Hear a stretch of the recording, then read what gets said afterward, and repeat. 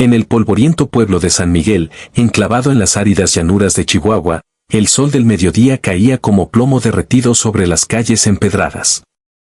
La gente se movía con lentitud, huyendo del calor que hacía crujir las tablas de las cantinas y las fachadas de adobe. Pero ese día, algo rompió la monotonía, un grito desgarrador que heló la sangre de todos. Era el grito de María, la chica obesa que todos conocían como la gorda, aunque nadie se atrevía a decírselo en la cara. ¿Quién habría imaginado que un simple vestido, su único vestido, desataría una tormenta que silenciaría al pueblo entero?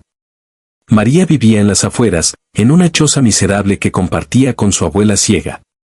No era guapa según los estándares del pueblo, su cuerpo ancho y pesado la hacía objeto de burlas silenciosas. Pero tenía un corazón de oro, y su vestido, un harapo azul descolorido que había heredado de su madre muerta, era su único tesoro. Lo lavaba con cuidado cada semana, remendándolo con hilos robados de aquí y allá.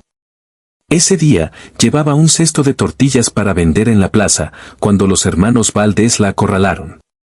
Eran tres: Juan, el mayor, con cicatrices de cuchillo en el rostro; Pedro, el borracho empedernido; y el menor, Tomás, un sádico que disfrutaba humillando a los débiles. ¿Qué traes ahí, gorda? Comida para cerdos como tú, escupió Juan, riendo con maldad. María intentó pasar, pero Pedro la empujó contra la pared de la cantina El Diablo. El cesto voló por los aires, esparciendo tortillas en el polvo. Tomás, con una sonrisa torcida, agarró el borde de su vestido. Mira esto, hermanos. ¿Crees que esta tela aguanta su peso? Vamos a ver. De un tirón salvaje, rasgaron el vestido por la mitad. El sonido del desgarro fue como un trueno en el silencio. María quedó expuesta, su cuerpo desnudo bajo el sol implacable, lágrimas rodando por sus mejillas regordetas. La gente en la plaza se detuvo, boquiabierta, pero nadie movió un dedo. Los Valdés eran dueños de la mitad del pueblo; su padre, el cacique don Emilio, controlaba el agua, las tierras y hasta el sheriff. ¿Quién se atrevería? Pero entonces, desde el fondo de la calle, llegó el sonido de espuelas tintineando. Era él, el vaquero solitario, como lo llamaban. Nadie sabía su nombre real. Había aparecido hace meses, montado en un caballo negro como la noche, con un sombrero raído y un revólver plateado al cinto. Se decía que era un ex bandido redimido, o quizás un fantasma de las guerras pasadas. Alto, delgado, con ojos grises que perforaban el alma, se movía como una sombra. Ese día, bajaba de su caballo frente a la cantina, y vio la escena. Su rostro no mostró emoción, pero sus manos se crisparon. ¿Qué demonios pasa aquí?, murmuró, pero su voz resonó como un eco en el cañón. Los Valdés se volvieron, riendo aún. Nada que te importe, forastero. Solo le estamos dando una lección a esta cerda. María sollozaba en el suelo, cubriéndose con los jirones del vestido. El vaquero dio un paso adelante, y el aire se cargó de tensión. La multitud contuvo el aliento. Iba a intervenir contra los Valdés. Juan sacó su cuchillo, brillando al sol. Vete por donde viniste, o te rajamos como a un puerco. Pero el vaquero no se inmutó. En un movimiento relámpago, desenfundó su revólver y disparó al aire. El estruendo hizo saltar a todos. Bajen las manos, ordenó con voz calmada, pero letal. Pedro, ebrio de coraje falso, se abalanzó. El vaquero lo esquivó y le propinó un golpe en la mandíbula que lo mandó al polvo. Tomás, aterrorizado, intentó huir, pero un lazo improvisado del vaquero lo atrapó por el pie, derribándolo. Juan, el más fiero, cargó con el cuchillo en alto. El vaquero bloqueó el golpe con el antebrazo, sintiendo el corte en la carne, pero no retrocedió. Con un giro, le torció el brazo hasta que el cuchillo cayó. La plaza estaba en silencio mortal, nadie había visto a alguien desafiar así a los Valdés. María, aún temblando, miró al vaquero con ojos llenos de gratitud y miedo. ¿Quién era este hombre que arriesgaba todo por una desconocida? Pero la historia no terminaba ahí. Don Emilio Valdés, alertado por el disparo, salió de su hacienda con un séquito de pistoleros. Era un hombre corpulento, con bigote espeso y ojos de serpiente. «¿Quién osa tocar a mis hijos?», rugió, apuntando con su rifle Winchester. El vaquero, con sangre goteando de su brazo, se plantó firme. «Sus hijos han humillado a una inocente. Y usted lo permite». La multitud murmuraba. Por primera vez, alguien decía en voz alta lo que todos pensaban. Don Emilio rió con sorna.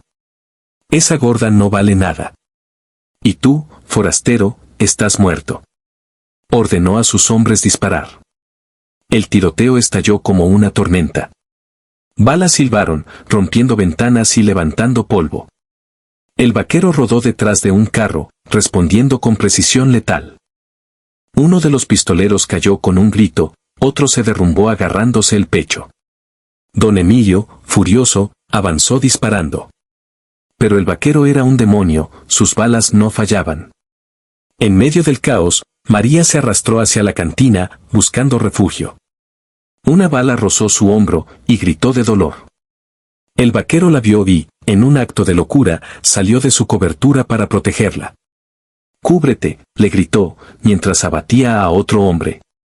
Don Emilio, viendo a sus hijos atados y humillados, apuntó directamente al vaquero. «Muere, perro».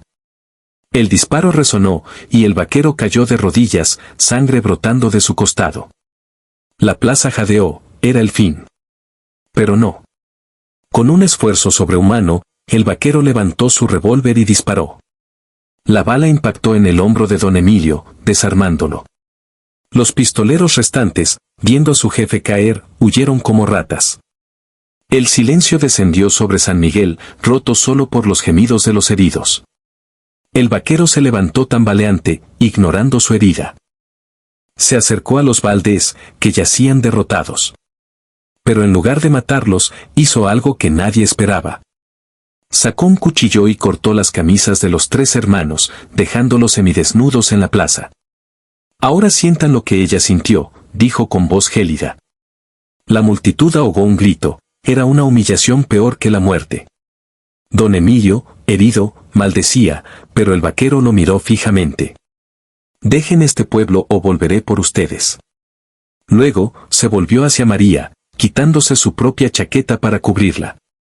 «No llores más, señorita. Nadie te tocará de nuevo». El sheriff, que había observado todo desde las sombras, finalmente salió. «Forastero, has violado la ley». Pero el vaquero lo miró con desprecio. «La ley que protege a tiranos no es ley». La gente empezó a murmurar, luego a aplaudir. Por primera vez, el pueblo se unía contra los Valdés. Don Emilio y sus hijos fueron arrastrados a la cárcel, no por el sheriff, sino por los propios vecinos. María, envuelta en la chaqueta, miró al vaquero con ojos nuevos. «¿Por qué lo hiciste?», susurró. Él sonrió por primera vez, una sonrisa triste. «Porque una vez fui como ellos. Y alguien me salvó». Montó su caballo y se alejó al atardecer, dejando atrás un pueblo transformado. Pero la noche trajo más sorpresas. Rumores corrían, el vaquero no era un forastero cualquiera. Se decía que era el hermano perdido de María, desaparecido años atrás en una razzia de bandidos. Era verdad. Nadie lo sabía, pero esa noche, en la cantina, las historias se tejían con suspense. Volvería. ¿Qué secretos guardaba? Días después, María recibió un paquete anónimo, un vestido nuevo, rojo como la sangre, con una nota, para que nunca más esté sola.